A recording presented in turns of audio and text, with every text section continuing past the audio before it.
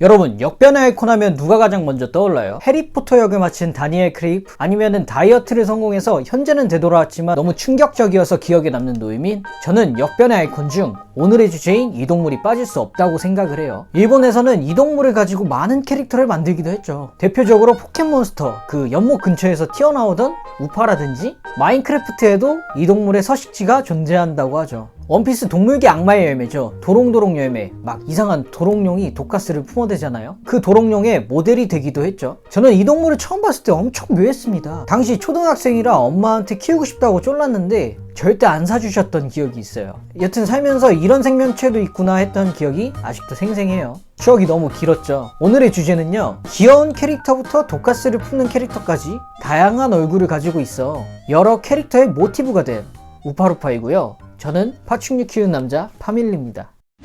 13세기 당시 북부 멕시코 사막 지역의 치치맥 일파였던 멕시칸인들이 현재는 아직텍인들이라고 부르고 있죠. 여튼 황량한 사막인 북부 지역에서 중앙 멕시코 지역으로 내려와요. 현재는 멕시코시티라고 불리는 곳까지 내려오는데 소치밀코 호수와 찰코 호수를 발견하게 됩니다. 그 두 호수에는 굉장히 이상한 물고기들이 있었대요. 바로 물고기들이 네 발로 걸어다니는 거죠. 잠깐 이 얘기 먼저 할게요. 아직텍 신화에서 5번째 태양의 전설이라고 있어요. 해와 달이 움직이기 위해서는 재물이 필요한데 개의 머리를 한 솔롤트 신이 첫 번째 재물로 선택이 돼요. 솔롤트 신은 재물이 되기 싫으니까 도망을 치죠. 도망을 치는 과정 중에 여러 가지 동물로 변하다가 최종적으로 도롱뇽으로 변해 물속으로 뛰어들었다는 전설이에요. 결국에는 잡혀서 재물이 되었다고 합니다. 여기서 솔롤트리 어원이 되어 네 발로 걸어다니는 물고기를 아직텍인들은 아울롤트라고 부르게 되죠. 우리가 흔히 알고 있는 우파루파라는 이름은 일본에서 상업적으로 활용하기 위해 임시적으로 붙인 이름이에요. 그런데 이름이 너무 찰떡이라 그런지 한국에서도 대부분의 사람들이 우파루파라고 부르게 되죠. 여러분은 우파루파의 가장 큰 특징이 무엇이라고 생각하세요? 저는 특징하면 바로 머리 옆에 달린 빨간 수염이라고 생각을 해요. 만화나 그림을 그릴 때 저 포인트를 보면 아, 우파루파구나 하고 바로 알아챌 수 있잖아요. 저 빨간 부분이 바로 우파루파의 아가미예요. 아가미? 그거? 물고기에만 있는 거 아니야? 라고 생각하실 수도 있는데 도롱뇽도 어릴 땐 물속에서 생활을 하기 때문에 아가미가 존재합니다. 보통은 물 밖에 나올 때쯤 아가미가 사라지게 되는데 우파루파는 아무리 커도 아가미가 사라지지 않습니다. 왜냐하면 우파루파는 올챙이 시기를 유지한 채 성숙을 하는 유형 성숙을 하기 때문이에요. 그럼 왜 다른 올챙이들은 다 아가미가 사라지고 물 밖으로 나오는데 우파루파는 물속에서 나오지 못하는 걸까요? 보통 양서류들은 올챙이 상태에서 티록신 분비가 활발해지면서 변태가 진행이 돼요. 하지만 우파루파는 생성하는 티록신의 양이 너무 적어 변태를 진행하지 못하고 올챙이 상태로 성숙을 할 수밖에 없다고 해요. 그럼 왜 티록신을 적게 생성하는 걸까요? 티록신은 보통 추울 때 체온을 올리기 위해 분비가 되는데 우파루파가 사는 멕시코 소치밀코 호수와 찰코 호수에는 저위도 고산대 지대다 보니 수온이 영하로 떨어질 일이 없죠. 온도가 떨어져야 티록신 분비를 하는데 날씨가 춥지 않으니까 티록신의 결핍이 일어나고 자연스럽게 유형 성숙을 하게 진화가 되었다고 해요. 그럼 지금쯤 다들 비슷한 생각할 것 같아요. 티록신이 모자른 거니까 몸에 티록신을 넣으면 변태가 진행되는 거 아니야? 실제로 미국에서 우파루파에게 티록신을 주입해주니 우리가 생각하는 평범한 도롱뇽이 되었다고 합니다. 사진을 보니 제 취향은 아닌 것 같네요. 티록신을 주입하는 실험 외에도 우파루파는 엄청 다양한 실험을 했다고 해요. 우파루파는 재생을 잘하는 도롱뇽으로 알려져 있습니다. 꼬리가 잘리고 며칠이 지나면 꼬리가 다시 자라고, 팔이 잘리면 팔이 다시 자라고, 손이 잘리면 손이 다시 자라나요? 심지어 우파루파끼리 장기 이식을 하면 너무 이식이 잘 된다고 합니다. 또 번식 능력 또한 엄청나요. 한 번 알을 낳으면 500개에서 1000개가량의 알을 낳는다고 해요. 저도 예전에 번식을 여러 번 시켜봤는데 진짜 알 개수가 엄청납니다.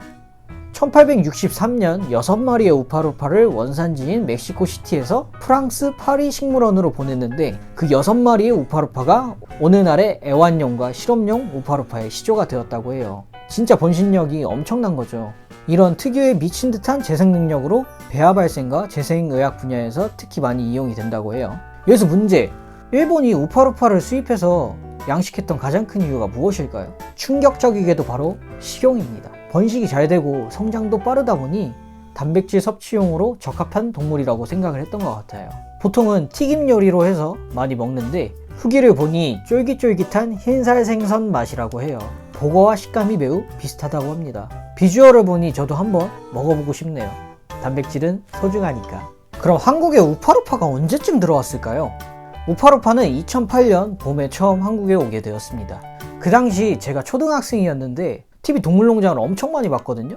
막 귀여운 발 달린 물고기가 한국에 왔다고 동물농장에서 엄청 취재를 했던 기억이 있어요. 당시 한강수족관에서 촬영도 하고 실험한다고 근처에 히터 틀어주고 주변에 따뜻하게 해서 얼굴 변하는 모습 보여주고 당시엔 엄청 화제였습니다. 파충류와 양서류 수입이 익숙했던 시절이 아니니까 더 반응이 뜨거웠던 것 같아요. 여튼 수입이 되어 국내에도 번식이 되고 원활하게 공급이 됩니다. 하지만 한국에서 우파루파 사육은 그리 순탄하지 않아요. 우파루파 사육에도 위기가 찾아오는데 바로 사이테스 법안이 생겨난 거죠. 사이테스는 불법 거래나 과도한 국제 거래에 의해 멸종 위기에 처한 야생 동식물을 보호하기 위한 제도인데 사이테스도 멸종 위기 정도에 따라 1급, 2급, 3급으로 나뉘게 됩니다. 근데 우파루파는 이 중에 2급으로 분류가 됩니다. 2급의 경우 입분양시에 양도 양수 서류가 필요하고요. 엎친 데 덧친 격으로 사육시설 등록존까지 분류가 돼요.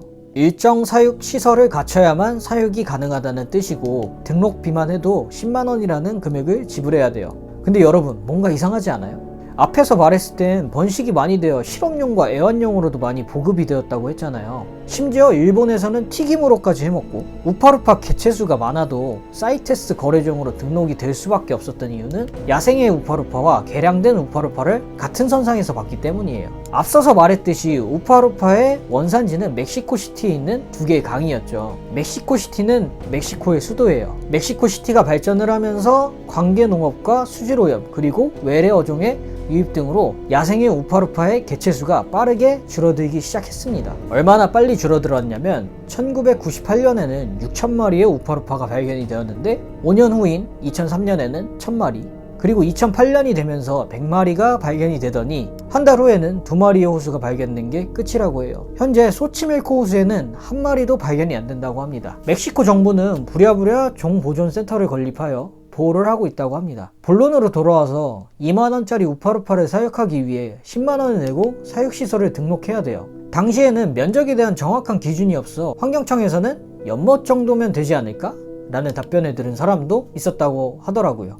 우파루파를 키우는 사람 중에 대부분이 어린 아이들이 많았는데 그 시설 등록비를 감당하기는 힘들었겠죠. 그러다 보니 사람들은 몰래 사육을 하거나 분양을 보내는 일이 많아지고 우파루파는 파충류 양서류 시장에서 조용히 사라져 버립니다.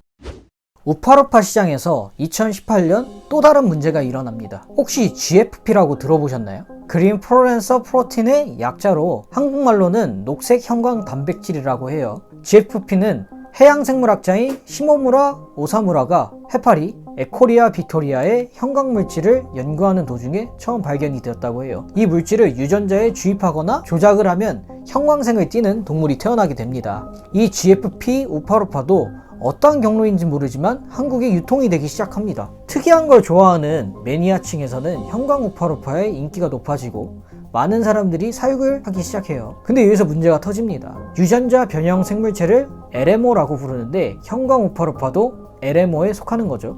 해양수산용 LMO와 관상용 LMO에 속합니다. LMO법에는 신규 LMO를 수입하거나 생산하기 위해서는 국가의 승인을 받아야 합니다. 하지만 형광 우파루파는 미승인 LMO라 국내 사육이 안 되는 동물이었던 거죠. 매니아들은 이를 모른 채 블로그나 카페에서 입분양을 자유롭게 진행을 했습니다. 하지만 이런 사전 승인을 거치지 않은 형광 우파루파의 거래 정황을 파악한 국립해양생물자원관은요 10마리의 우파루파를 확보해 미승인 LMO임을 확인했습니다. LMO법 제26조 및 27조에 따라 형광 우파루파를 생산 판매한 일당 3명에게서 251마리의 형광 우파루파를 몰수하게 됩니다. 그리고 국립해양생물자원관은 자진신고 기간을 거쳐 많은 형광 우파루파를 전부 수거합니다. 많은 우파루파 사육자들은 불만을 가지기 시작하죠. 한번 번식을 하면 몇백 마리씩 나오고 매번 양도양수 신고와 폐사 신고를 하는 것이 말이 안 된다고 생각을 했던 거죠. 몇몇 사람들은 꾸준히 환경청에 법을 약화시켜달라고 요구를 합니다. 그리고 2020년 8월 31일 환경부는 국제적 멸종위기 동물 중 9종에 대해 양도양수, 폐사, 질병신고를 면제하기로 발표합니다. 이렇게 해서 우파루파의 양도양수 서류에 대한 문제는 사라졌지만 여전히 우파루파는 10만원가량의 비용을 지불하고 사육시설 등록을 해야만 사육이 가능합니다. 그리고 아까 처음 소개할 때 우파루파가 역변의 아이콘이라고 말했잖아요. 바로 이 사진 한 장 때문에 역변의 아이콘이 되었는데요. 합성이다 아니다로 많은 이야기들이 나오고 있어요. 그 당시에 제가 희귀동물 어디까지 키워봤니라는 페이스북 페이지를 운영하고 있었고, 이 사진을 업로드했는데 이 사진을 찍은 당사자가 이 사진은 장난으로 합성한 거다 라고 댓글을 남겼습니다. 합성으로 결론이 나긴 했지만 그래도 우파루파의 경우 온도가 높아지면 많이 못생겨지긴 해요. 자, 급 마무리인데요. 한때 뛰어난 번식력 때문에 국내에서 저렴한 가격으로 입분양이 쉬웠지만 현재는 보기 힘들어진 우파루파의 앞날은 어떻게 될까요? 여러분들은 희귀동물 어디까지 알고 계신가요? 앞으로 신기한 동물들의 이야기가 듣고 싶다면 구독 부탁드려요. 저는 파충류 키우는 남자 파밀리였고요. 다음 영상에서 찾아뵙겠습니다.